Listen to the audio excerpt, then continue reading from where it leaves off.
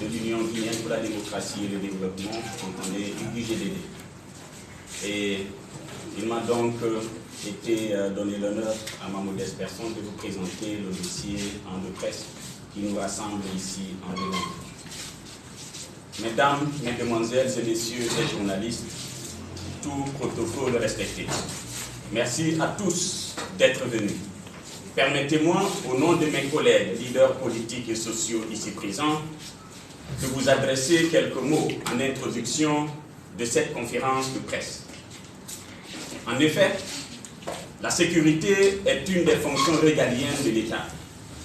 Et les fonctions régaliennes couvrent les attributs de base d'un pays. En plus de la sécurité, nous pouvons citer par exemple la justice.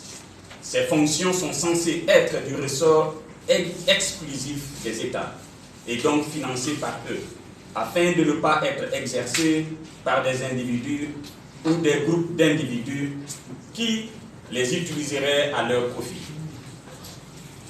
C'est ce qui permet une neutralité de la part de l'État concerné et une application sans parti pris de son droit interne ou international.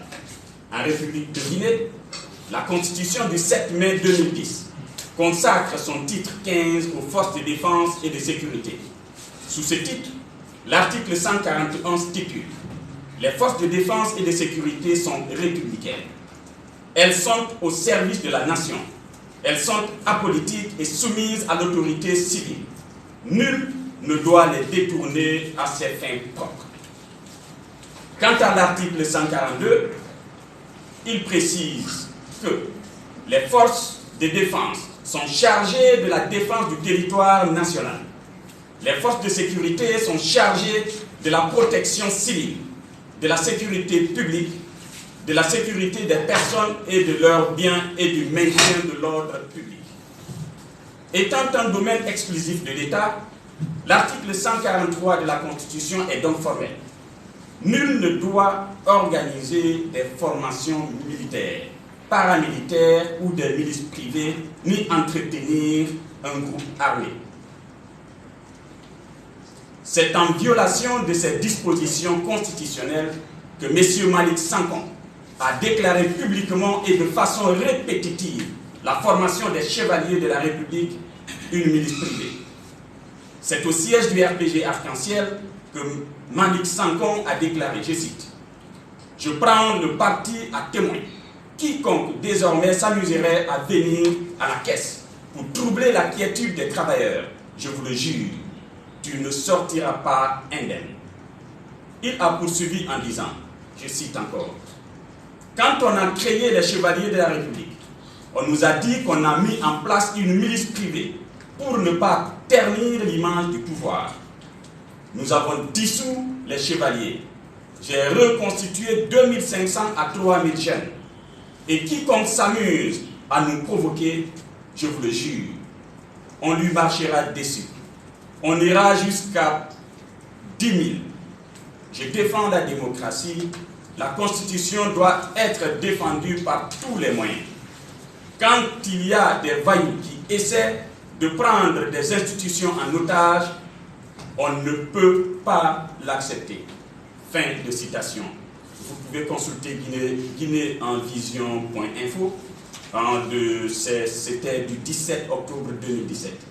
Ces propos qui décrivent donc les actes posés par Malick Sankom et d'autres sbires du régime actuel auraient dû faire l'objet d'une procédure judiciaire initiée par le procureur de la République. Mais hélas, depuis quelques mois, les opposants au régime Condé font face à de nombreux meurtres, enlèvements extrajudiciaires, des kidnappings, des déportations dans des lieux inappropriés.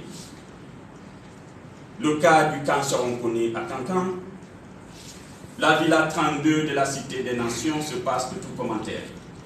On dénombre une centaine d'opposants privés de leur liberté et détenus dans des lieux des fois inconnus. Malgré ces nombreux crimes et des nombreuses disparitions de personnes jamais retrouvées, pendant les 10 dernières années, aucune action n'a été envisagée par l'appareil judiciaire contre Malick Sankom et sa milice. Aujourd'hui, permettez-moi de vous annoncer solennellement que les leaders politiques et sociaux que sont M. Bao, M. Kerno Seydou Bayo, M. Étienne Sorokogi, Dr Faya Lansana Milimono, Dr Edouard Zoutomou, M. Jacques Bonini, moi-même Pépé Francis Haba, M. Daniel Poulier, M. Éric Kamano, M. Aboubakar Biro Souma, M.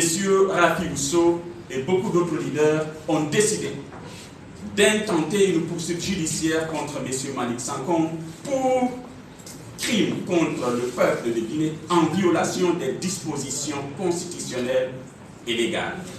Tout à l'heure, dans la phase questions-réponses, nous reviendrons sur l'abondance littérature de la presse guinéenne consacrée à Malick Sankom et sa milice privée. Je vous remercie.